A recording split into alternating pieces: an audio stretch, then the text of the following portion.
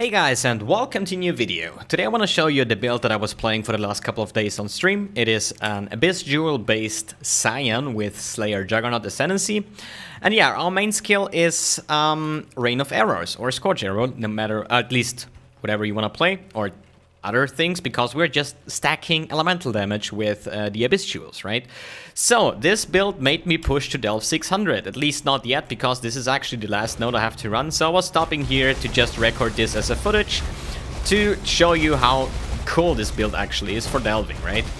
Although I have to say I died a couple of times already, obviously, because whoever pushed you 500 or 400 delve, sometimes you just get one-shotted. You have actually absolutely no idea what actually happened or what touched you or killed you, but sometimes it just happens. Although you have like 10k HP or whatever.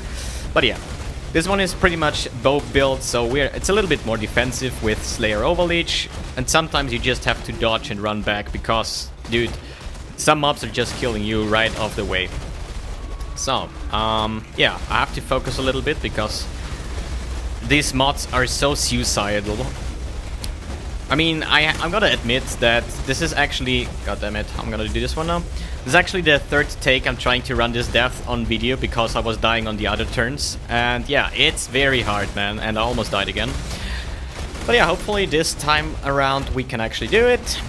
And God, I'm so happy when I'm done with this because I don't really like Delve, I gotta admit it. Sometimes it's pretty cool, sometimes it just sucks. Sometimes you have mods and you just wanna skip it and you can't, you just have to run the hard way, right? So, yeah, here we are, Delve 600, just popping my Val arrow to clear off this stuff here.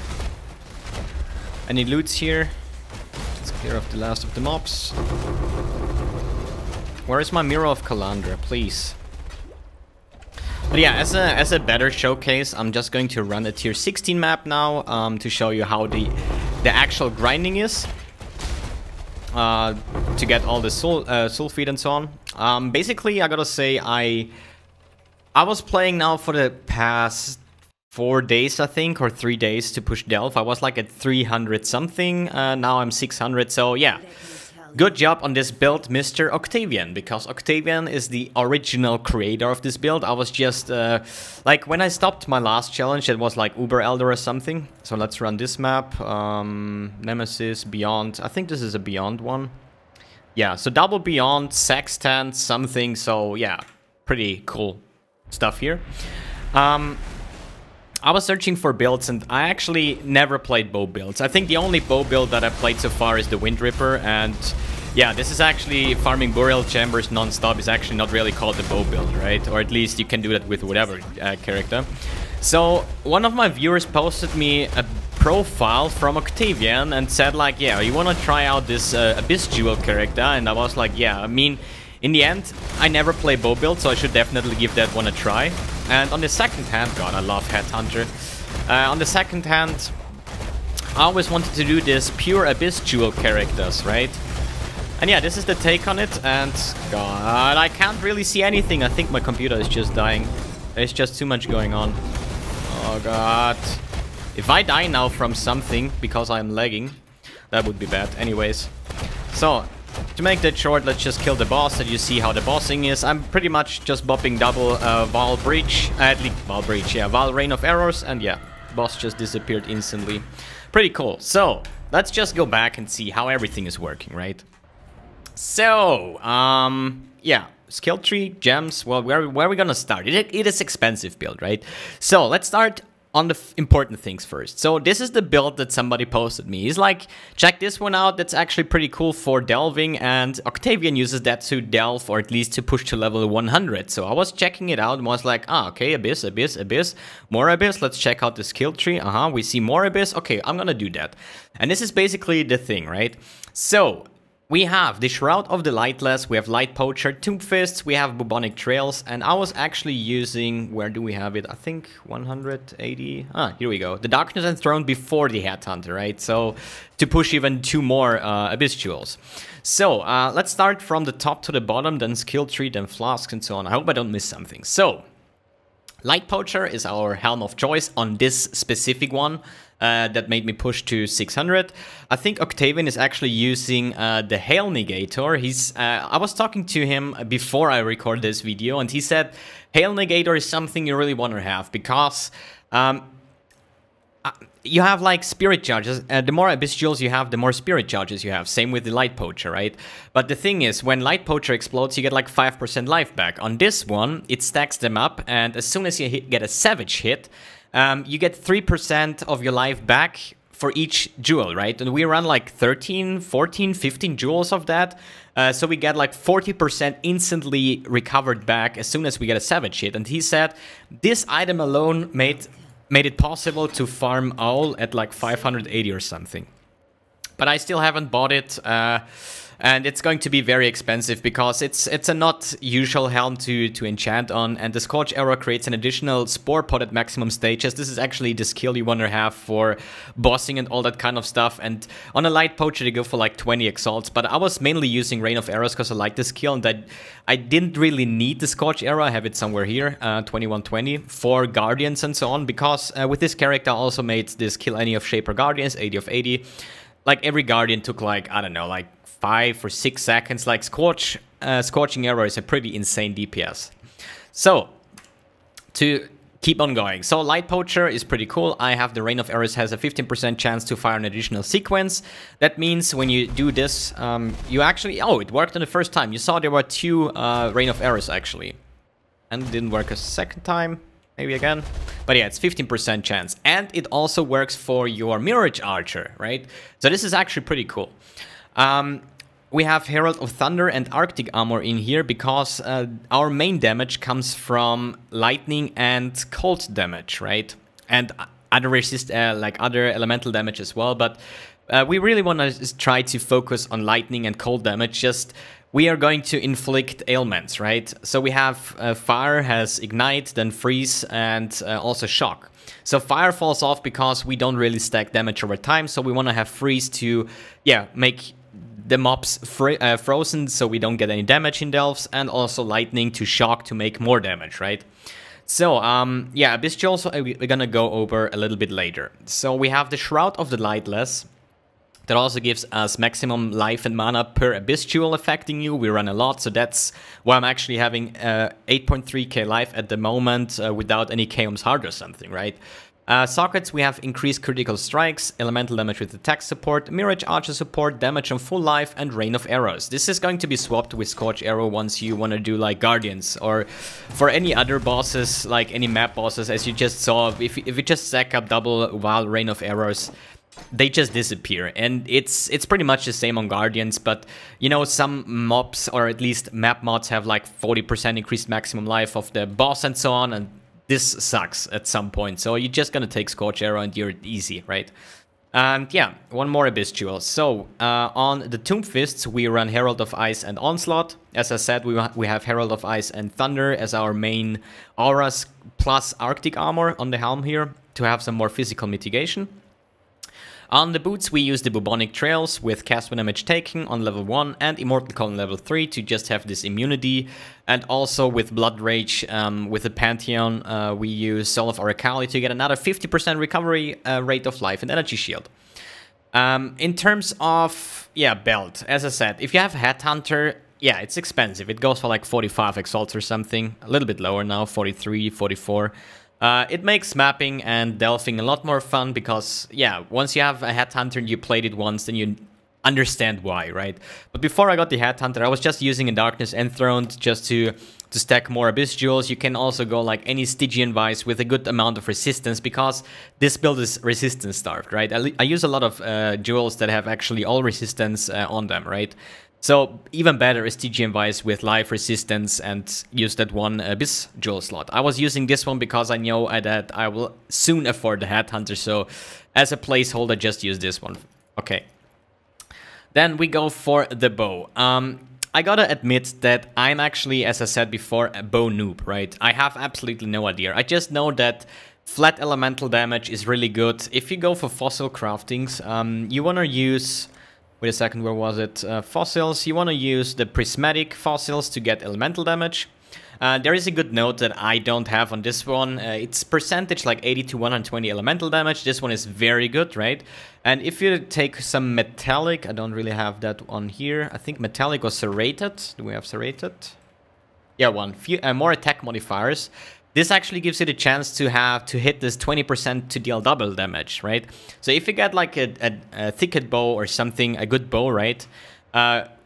With a prismatic and a serrated fossil, right? You can hit like elemental damage plus the double damage, and they go for like 30, 40 exalts, and they're pretty good, but I couldn't afford it. This bow was like 80 chaos, and it's totally fine for me.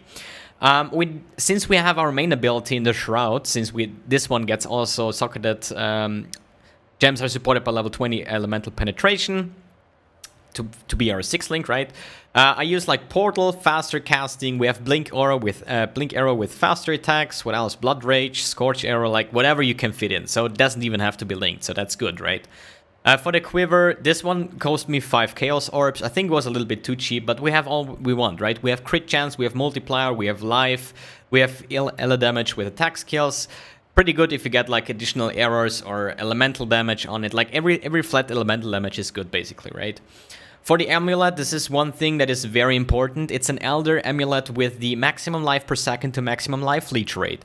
This actually gives you quite more life leech per second, and I'm going to explain that briefly on how this is working, right? So if we say we have a character with 10,000 HP, every character is capped on 20% leech per second, right? That means on 10k HP we can maximum leech 2000 HP per second. Although we do like 1,000,000 DPS and we have like, I don't know how many attack damage leech this life, this is our cap, okay?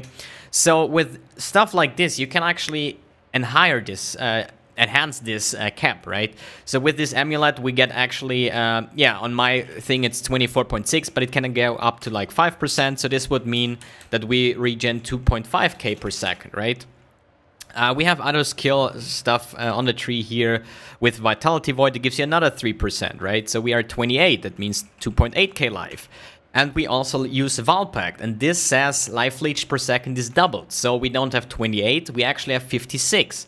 And that means 5.6k life per second. So we have a lot of stuff that actually boosts our life leeching rate, right? And this is very important because, as you saw on Delph, sometimes you just get one hit, lose 90% life, or even one shot, so you need to recover quick, right? So this is a pretty good and mandatory thing to have. So for the rings, we have the Mark of the Elder Ring. Look for a pretty high increased attack damage and also increased maximum life is always good. And therefore our other ring is a Shaper item. Look for curse enemies with level 12 Assassin's Mark on hit, or level 8, doesn't matter. But Assassin's Mark on hit is very mandatory. Then whatever you can get, like life, resistances, whatever, right? The main thing is Assassin's Mark on hit, so we get our power charges and so on. Okay, that's it for the gear. I think we went over the gems itself. We don't have a lot. But the next thing is, the important one, is the amount of jewels we actually run, right? So, well, do I have to unequip everything? No, basically not. But on this too, basically. So we have Tomb Fist that says that with a Murderous Eye Jewel socket we intimidate enemies, so therefore Murderous Eye Jewel. It says also Searching Eye Jewel maim enemies. Hey, Searching Eye Jewel, great, right? Bubonic Trails say 10% increased damage for each type of Abyss Jewel. We have 4 types. We have the Murderous, we have the Searching, the Hypnotic, and the Ghastly, right? So this is basically why I use those two in the boots, to have some more damage increase, right? It's not a lot, but in the end, as I said, we lack resistances. So you want to hit for 2 different types of jewels you want to gem, right? One is going to be life and resistances, the other one is life and damage, right? So since life and resistances can be on every Abyss jewel, that's why I said, okay, let's take Hypnotic and the Ghastly Eye to cover those resistances and life. And yeah, the other ones are going for damage, right? So, what do our other gems look like? So, for example, this one has like life and resistances, because Abyss jewels can get very, very expensive, trust me on that. If you just go for this life double damage, as we have numerous on the skill tree here, let's take this one for example. We have lightning damage to attacks, lightning damage to bow attacks, and life, right? And they start like 3 or 4 exalts each, right? So you can imagine how expensive this build can get if you really want to go for like triple damage life or something like that, right? So, but definitely not needed. So basically we went over the gear and the gems here. For Flasks, I have a Tyr's Promise to give me some extra leech, extra chaos damage. The Wise Oak, if you can balance it, it's very nice to have if you're going deep down Delve, because those mobs, please, just get more survivability. Although it's not really hard to balance your resistances, because we have like all resistance on Light Poacher. And yeah, if you can manage to get like all resistance like I did here, I just enchanted it, and you get all resistance from your gems, it's pretty easy. Because if you have only all resistance, it's easy to balance, right? If you don't have it, then really try to balance it, right? So Wise Oak, for the guys that doesn't know how it works, we get 10% reduced damage taken of each element, for which is our unkept elemental resistance is the lowest, right? Since we all have the same amount, means that we get, for all types of damage, we have the damage reduction, and also the second buff is that you get damage penetration, and that also counts for all three, as long as you're unkept, that's the number in the brackets here, is at the same value, right? Other than that, we have a Bleed Immunity Flask for Diamond Flask with Bleed Immunity. We have a Basalt Flask with Curse Immunity, and also Quicksilver Flask with Freeze Immunity to make it a little bit faster. Check.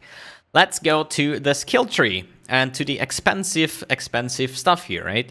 So, our lovely Scion cluster that I use on many builds. We have Double Might of the Meek to get this insanely life cluster over here. You see 3 nodes with 10% life, and we have another 4 nodes with 7%, and also get Constitution. So, this cluster is just insane. We get 36% all resistance on these 3 here, with the Double Might of the Meek here. And yeah, and this one is the Unnatural Talent. Unnatural Instinct, sorry. They go for about, I think, 17 exalts, 16 exalts. They are expensive, but it's insane what they do, right? So what it says is allocated, small passive radius does nothing. So if we go over here, you see 16% increased mana. If we move over here, it just says spell damage without anything, because the white text is what we actually get, right? So this doesn't do anything for us. But therefore we get all that we don't have skilled, right? So we get all these attack speed modifiers, we get the multiplier modifiers, and here more life and so on. So if I just go with mouse over this jewel, you see what we actually get. From attack speed, maximum life, movement speed, and a ton of multiplier, which is insane in terms of damage, right?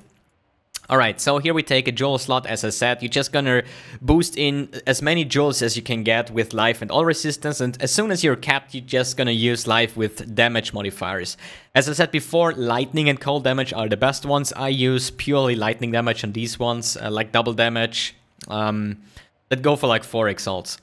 So, yeah, Slayer, or at least let's go for the Ascendancies quick. We have the Juggernaut and the Slayer for the Overleach and the Accuracy and so on. And we have the Path of the Duelist, which actually makes us start from this Duelist area. We have here attack speed, more increased life, and we probably go for a lot of jewel slots, obviously, right? Because every single jewel will boost our life and damage throughout the gear, right? So we have life here, then we have Valpact.